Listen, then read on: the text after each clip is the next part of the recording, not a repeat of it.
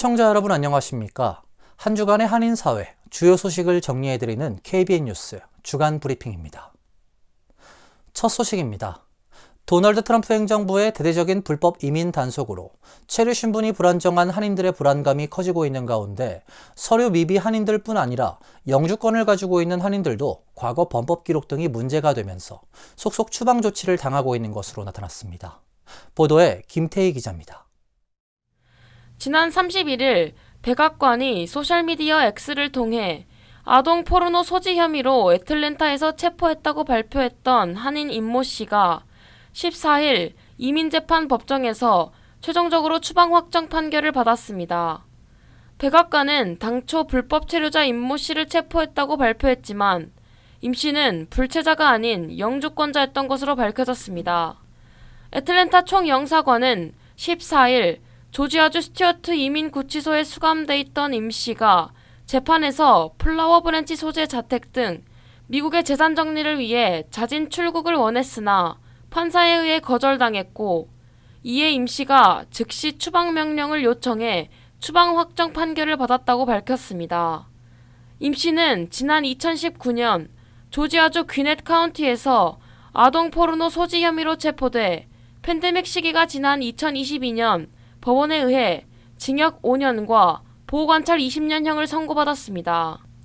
이후 임 씨는 복역대체 프로그램인 노동석방을 허가받아 1년을 복무한 후 전자팔찌 착용도 면제된 채 매달 방문하는 보호관찰관과의 면담을 위해 지난 1월 28일 사무실을 방문했다가 대기 중이던 이민세관 단속국 요원들에게 체포돼 이민구치소에 수감됐습니다. 애틀랜타 영사관 성명환 영사는 1년형 이상의 중범죄를 저지른 외국 국적자는 영주권자라도 추방 대상이 된다며 최근 스튜어트 이민구치소에 수감됐던 한인 3명 모두 이에 해당된다고 설명했습니다. 이들 이민구치소 수감자 한인 3명 모두 영주권자이며 이 중 폭행 혐의로 3년형을 받았던 남성은 지난 12일 이미 한국으로 추방된 것으로 나타났습니다. 또 한국을 다녀오다 지난 12월 공항에서 체포된 한인 여성 영주권자도 추방 재판을 기다리고 있는 것으로 확인됐습니다. 이 한인 여성은 지난해 8월 영주권을 취득하고 10월에 한국을 방문한 뒤 12월 중순 미국으로 돌아오다 애틀랜타 공항에서 체포됐는데 영주권 수속에 앞서 과거 이민법 위반 사례로 제재를 받은 기록이 있던 것으로 알려졌습니다. 입국 당시 입국심사관은 이 한인에게 당신 같은 사람이 어떻게 영주권을 받았느냐며 곧바로 체포한 뒤 추방 대상자로 분류한 것으로 전해졌습니다. KBN 뉴스 김태희입니다. 주미 한국 대사관이 최근 트럼프 행정부의 이민 정책과 관련해 안전 공지를 올렸습니다. 대사관은 비자 유효 기간을 확인하고 경미한 법령 위반에도 유의할 것을 당부했습니다. 주미 대사관은 15일 누리집에 올린 공지사항을 통해 유학, 취업, 방문, 여행 등으로 미국에 체류 중인 국민들은 비자 유효기간 만료가 임박했을 경우 신속하게 갱신하고 법적 지위를 증명할 수 있는 유효한 서류를 항상 지참할 것을 당부했습니다.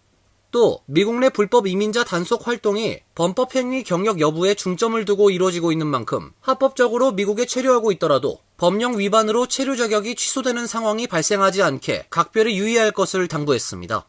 주미 대사관은 특히 학생 비자로 미국에 체류하고 있는 유학생들은 불법 취업, 노동 행위를 하다 적발되면 심각한 이민법 위반으로 간주될 수 있다고 안내했습니다.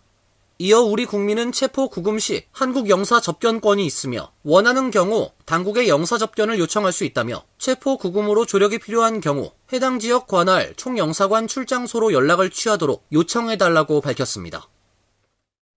연방정부 예산 절감을 위해 저소득층을 위한 정부 건강보험인 메디케이드 수혜 자격 강화를 추진합니다. 연방하원 공화당이 주도하는 이 정책은 메디케이드 수혜 자격에 근로자격 요건을 추가해 1,000억 달러에 달하는 예산 절감을 목표로 하고 있습니다. 뉴욕타임스에 따르면 마이크 존슨 연방하원 의장 등 공화당 지도부는 메디케이드에 대한 예산 가운데 약 8,800억 달러 삭감을 검토하고 있습니다. 도널드 트럼프 행정부의 감세 기조에 맞춰 연방정부 지출을 약 2조 달러 줄이려는 노력의 일환입니다. 존슨 의장 등은 메디케이드 예산 감축을 위해 근로의무 요건 추가 등 수혜 자격 강화를 논의 중으로 알려졌습니다. AP통신은 하원 공화당 지도부는 푸드스탬프처럼 메디케이드도 수혜를 위해 최소 근로 요건을 충족해야 하는 쪽으로 개편을 검토하고 있다고 전했습니다. 현재 자녀가 없는 50세 이하인 경우 푸드스탬프를 받기 위해 한 달에 80시간 이상을 일하거나 직업 교육 등을 받아야 하는데 비슷한 규정을 메디케이드에도 도입하자는 구상입니다. 연방 하원 공화당은 메디케이드 수혜 자격에 근로 요건을 추가할 경우 1,000억 달러 예산 절감이 가능할 것으로 추산하고 있습니다. 이외에 하원 공화당 일각에서는 메디케이드 수혜자 1인당 연방 정부가 주 정부에 지급하는 보조금 금액을 제한하는 방안도 검토 중입니다. 도널드 트럼프 대통령은 연방정부 예산 축소를 통해 절약한 비용의 일부를 국민들에게 직접 지급하는 방안을 고려 중이라고 밝혔습니다. 정부가 목표로 하는 2조 달러 절감을 달성하면 가구당 5,000달러에 달하는 큰 금액을 받게 될 것으로 예상됩니다. 김태희 기자가 전해드립니다. 월스트리트 저널에 따르면 트럼프 대통령은 어제 플로리다주 마이애미에서 가진 연설에서 예산 절감액의 20%를 국민에게 돌려주고 20%는 국가 부채를 갚는 방안을 검토 중이라고 말했습니다. 이와 관련해 국민이 받을 액수는 가구당 5,000달러에 달할 것이라는 전망도 제기됐습니다. 일론 머스크 테슬라 CEO가 수장을 맡은 정부 효율부가 2조 달러 예산 절감이라는 목표를 달성할 경우 가능한 액수입니다. 트럼프 대통령이 밝힌 대로 이 중 20%를 국민에게 분배한다면 4천억 달러가 되고 납세자 가구별로 돌아가는 액수는 5,000달러라는 것입니다. 정부 효율부는 연방정부의 효율성 개선과 대규모 구조조정을 통해 예산을 줄일 수 있다는 입장이지만 2조 달러 예산 절감이라는 목표를 달성할지 여부는 불투명한 상황입니다. 예산 절감액을 국민에게 분배하자는 주장은 트럼프 지지자인 투자자 제임스 피시백의 아이디어입니다. 피시백은 최근 X에 정부 효율부 분배금이라는 표현과 함께 2조 달러의 20%를 국민에게 세금 환급의 형식으로 돌려주자고 주장했고 이에 대해 머스크가 대통령과 상의하겠다고 화답해 급 물살을 탔습니다. 트럼프 대통령은 머스크의 보고를 청취한 뒤 이날 20%를 국민에게 돌려주겠다고 발언한 것으로 보입니다.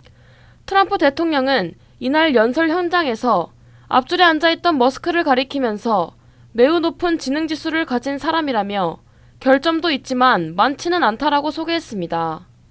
KBN 뉴스 김태희입니다. 도널드 트럼프 행정부가 올해 초 미국에선 처음으로 도입된 뉴욕의 혼잡통행료 시행을 중단하라고 명령했습니다. 트럼프 대통령은 SNS에 맨해튼과 뉴욕이 구원받았다며 왕만세라고 말했고 캐시 호컬 뉴욕 주지사는 즉각 반발 성명을 내 미국은 왕이 통치하는 게 아닌 법치국가로 법정에서 보자며 소송전을 예고했습니다. 교통부는 어제 홈페이지 보도자료에서 정부는 오늘 뉴욕에서 시행 중인 중심상업지구 통행료 프로그램에 대한 시범 운영 승인을 종료했다며 관련 내용을 담은 서한을 캐시 호컬 뉴욕 주지사에게 보냈다고 밝혔습니다. 숀 더피 교통부 장관은 해당 서한에서 뉴욕주 혼잡통행료는 노동자 계층과 중소규모 영업의 면전에서 뺨을 때리는 것과 같다며 근로자들로부터 더 많은 돈을 빼앗아가는 불공평한 제도인데다 화물 비용을 증가시켜 결국 소비자에게 더 비싼 가격을 전가하는 구조를 만든다고 지적했습니다. 혼잡통행료 제도가 교통혼잡도 감소를 위해서라기보다는 대중교통 수입을 늘리는 방향으로 설정됐기 때문에 결국 정책 시행 취지에 반한다는 게 연방정부의 판단입니다. 혼잡통행료 정책 중단을 공언했던 트럼프 대통령은 이날 SNS 트루스 소셜에 혼잡통행료는 죽었고 맨해튼과 뉴욕이 구원받았다며 왕만세라고 적었습니다. 캐시 호컬 뉴욕 주지사는 즉각 반발 성명을 내 미국은 왕이 통치하는 게 아닌 법치국가로 법정에서 보자며 소송전을 예고했습니다. MTA 역시 연방정부 명령에 이의를 제기하는 취지의 법적 절차에 들어갔습니다. 따라서 혼잡통행료 폐지는 법원의 판결로 결정될 것으로 보이며 법원 판결 전까지는 통행료 징수가 계속될 것으로 보입니다. 제39대 뉴욕 한인회장 선거에 단독 후보로 나선 이명석 후보가 어제 정견 발표 및 언론과의 질의응답을 가졌습니다. 이 후보는 1세부터 3세까지 한인들의 세대 간 단합과 한인 서류 미비자 지원, 그리고 정부 지원의 사각지대에 있는 한인 시니어들을 돕도록 하겠다고 밝혔습니다. 김태희 기자가 보도합니다. 뉴욕 한인회장 선거에 단독으로 입후보한 이명석 후보가 어제 뉴욕 한인회관에서 열린 정견 발표회에서 앞으로의 계획을 밝혔습니다. 이 후보는 가장 먼저 한인 세대 간 단합을 강조했습니다. 한인 1세는 물론 1.5세와 2세, 3세까지 모든 세대를 아우르는 한인회가 되도록 하겠다고 밝혔습니다. 이제 우리 1세대, 1.5세, 또 2세대, 또 심지어 3세대까지를 이렇게 자연스럽게 봉합을 하고 또 화합을 시키고 단합시키는 것이 일단은 가장 기본적인 저의 어떤 생각인 것 같습니다. 또 트럼프 행정부 출범으로 서류 미비자에 대한 단속이 강화되면서 한인 사회가 동요하고 있다며 민권센터, 시민참여센터 등 비영리 단체와 협력해 도움이 필요한 한인들을 지원하겠다고 말했습니다. 이를 위해 비상 한라인 개설과 비상 대책 기금도 마련하겠다는 입장입니다. 일단 이 문제에 대해서 각계의 우리 한인 단체들과 빨리 협력을 하는 방안을 모색할 것이고 또 무엇보다도 우리 한인 언론사들의 협조가 필요하다고 봅니다. 한인 어르신들에 대한 지원도 약속했습니다. 메디케이드 등 정부 지원 대상에 포함되지 않아 힘든 노후를 보내고 있는 한인 어르신들을 도울 수 있는 방안을 모색할 것이라고 밝혔습니다. 이 후보는 한인회의 정책 강화를 위해 대규모 설문조사를 계획하고 있습니다. 온라인은 물론 대형 교회 등과 협력해 한인 사회가 필요로 하는 한인회의 역할을 파악하겠다는 생각입니다. 또 한인회 홍보 강화를 위해 한인 언론사들과 협력하고 필요할 경우 유튜브 등 별도의 홍보 채널도 운영할 계획입니다. 한편 뉴욕 한인회 선관위는 오는 3월 8일 오전 11시 퀸즈 베이사이드에 위치한 KCS 뉴욕 한인 봉사센터에서 총회를 개최하고 회장 신임 투표를 실시합니다. 이 후보가 투표에서 참석자의 과반 찬성표를 얻으면 당선이 확정됩니다. 신임 회장의 임기는 5월 1일부터 시작됩니다. KBN 뉴스 김태희입니다. 도널드 트럼프 대통령이 수입산 자동차에 대한 관세를 약 25% 인상할 방침이라고 밝혔습니다. 반도체와 의약품에 대해서도 비슷한 수준을 예고했는데 미국에 공장을 지을 경우엔 면세를 언급하기도 했습니다. 트럼프 대통령은 어제 플로리다주 팜비치 마로라고 자택에서 행정명령 서명식을 개최한 후에 자동차 관세율에 대한 질문에 아마 4월 2일에 발표할 예정이라며 25% 정도 될 것이라고 답했습니다. 반도체와 의약품 관세에 대한 질문엔 25% 이상이 될 것이고 1년이 지나면 더 높아질 것이라고 말했습니다. 트럼프 대통령은 지난 14일 수입산 자동차에 대한 관세를 4월 2일 내놓겠다고 밝힌 바 있습니다. 미국이 자동차 관세를 인상할 경우 한국도 직격탄을 맞게 될 것으로 보입니다. 지난해 한국이 수출한 자동차는 약 278만 대, 이 가운데 미국 수출 물량은 143만 대로 절반이 넘는 수준입니다. 미국이 한국산 자동차에 10%의 관세를 부과하면 현대 기아의 영업이익이 4조 3천억 원 감소할 것이란 분석도 있습니다. 모든 수입산 자동차를 대상으로 할 경우엔 멕시코 공장에서 미국으로 수출되던 물량들도 타격을 받게 됩니다. 다만 트럼프 대통령은 미국에 공장을 짓는 자동차 기업들은 면세 혜택을 주겠다는 방침입니다.